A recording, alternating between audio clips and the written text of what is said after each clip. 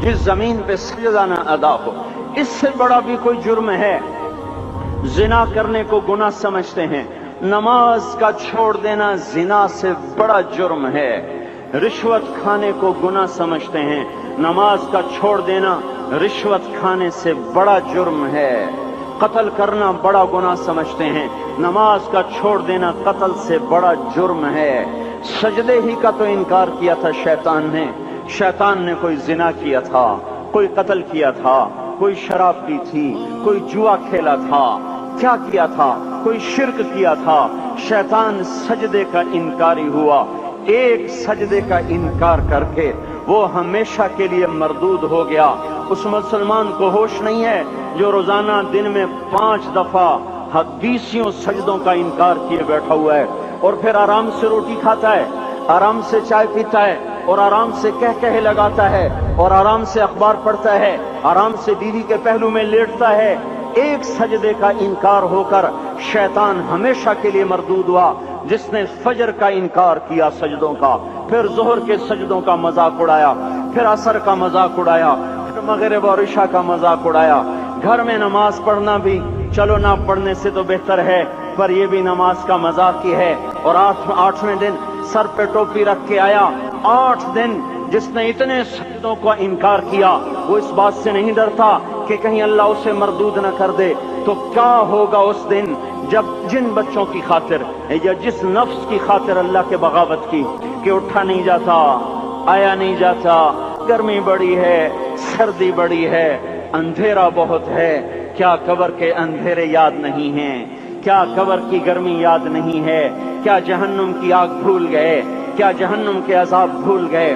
کیا جنت کی نعمتیں بھول گئے؟ وہ اللہ کا کلام بھول گئے، وہ اللہ کا دیدار بھول گئے، وہ اللہ سے ملاقات بھول گئے، وہ محبوب خدا کی محفل بھول گئے۔ یہ کیسا اسلام ہے؟ یہ کیسے پتھر دل ہیں جو کمانے میں تو ایسے مست ہوئے کہ ہوش نہیں، اور جب اللہ بلائے تو ایسے غافل ہو جائیں، نہ بوڑھے پر جوریں گے، نہ جوان کو ہوش آئے، نہ کسی عورت کو ہوش آئے، نہ کسی مرد کو ہوش آئے، نہ بازار بند ہوں۔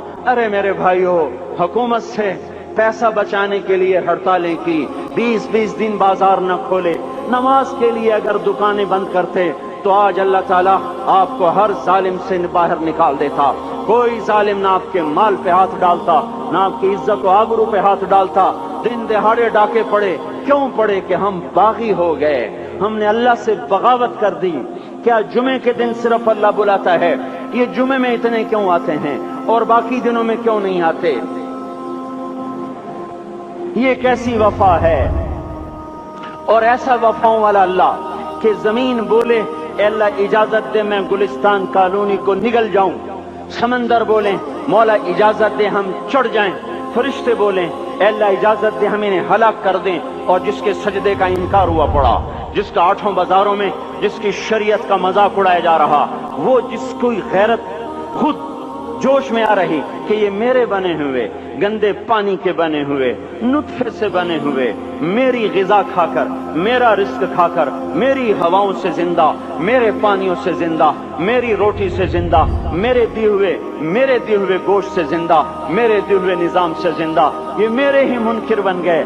1500 روپے کا ملازم آپ کو چائے کی پیالی نہ دے تو آپ کہتے چل چھٹی کر، ہم کوئی اور رکھیں گے۔ اور جس نے اتنا بڑا وجود بخشا، آنکھوں میں چراغ جلائے، کانوں میں خون لگائے، دماغ میں برقی روئیں دوڑائیں، دل کو دھڑکایا، سارے بدن کے تو خون پہنچانے کا نظام چلایا، پھیپھڑوں کی فیکٹریاں چلائیں، رگوں میں خون پہنچایا، ہڈیوں کو غذا پہنچائی، اور آنکھوں کو غذا پہنچائی، بالوں کو غذا پہنچائی، زبان کو بولنے کی طاقت دی، دانتوں کو کاٹنے کی طاقت دی، دو وہاں نالیاں لگائیں، سانس کی الگ کر دی اور معدے کی الگ کر دی، اور وہاں پردہ لگایا، جو غذا منہ میں جائے تو معدہ کھل جائے اور پھیپھڑے کی طرف جانے والی نالی رک جائے۔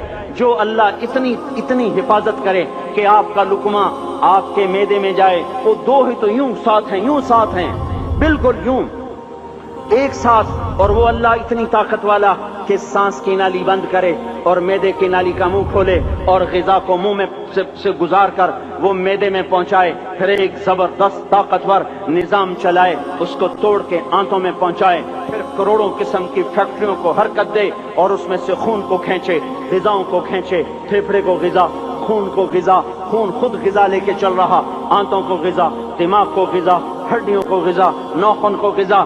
ایک ناخن کھینچ لے تو ہم کیا کریں؟ کیا میرے مولا کا نظام ہے؟ یہ ہمارا قبرستان ہے، مردہ سیل باہر نکل رہے اور ناخن کی شکل میں باہر آ رہے، پھر آگے جا کے اور سخت ہو رہے، تھوڑا سا ناخن زیادہ کٹ گیا، سارا دن سی سی کرتا ہے، سارا دن ہائے ہائے کرتا ہے۔ یہی ناخن میرا رب کھینچ لے تو ہم تو ایک ناخن کا شکر ادا نہیں کر سکتے۔ یہ جوڑ بنا دیے، سیدھا کر دے تو ہم اسی کا شکر ادا نہیں کر سکتے۔ میرے بھائیو، یہ سب کچھ کر کے پھر ہم اللہ کے باغی ہو جائیں، ہے کوئی عقل میں آنے والی بات؟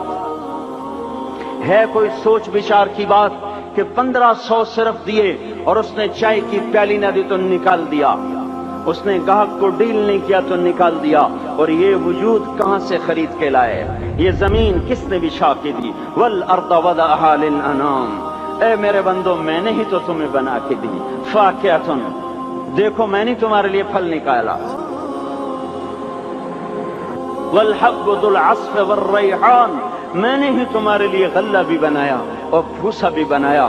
فبأي آلاء ربكما تكذبان، میری کیوں نعمتوں کو جھٹلاتے ہو؟ کیوں میرے باغی بنتے ہو؟ کس کس کا انکار کرتے ہو؟ دیکھتے نہیں ہو رب المشرق والمغرب، رب المشرقین والمغربین، میں تمہارے مشرق کا بھی رب ہوں، مغرب کا بھی رب ہوں، شمال کا بھی رب ہوں، جنوب کا بھی رب ہوں۔ فبأي آلاء ربكما تكذبان، پھر بھی تم میرے باغی ہو گئے، پھر بھی مجھے میری نعمتوں کو جھٹلاتے ہو۔ خلق الانسان من صلصال کالفخار وخلق الجان من مارج من نار، تمہیں مٹی سے بنایا، جن کو آگ سے بنایا۔ میری فبأي آلاء ربكما تكذبان، کیوں مجھے جھٹلاتے ہو؟ کیوں میری نعمتوں کا تم انکار کرتے ہو؟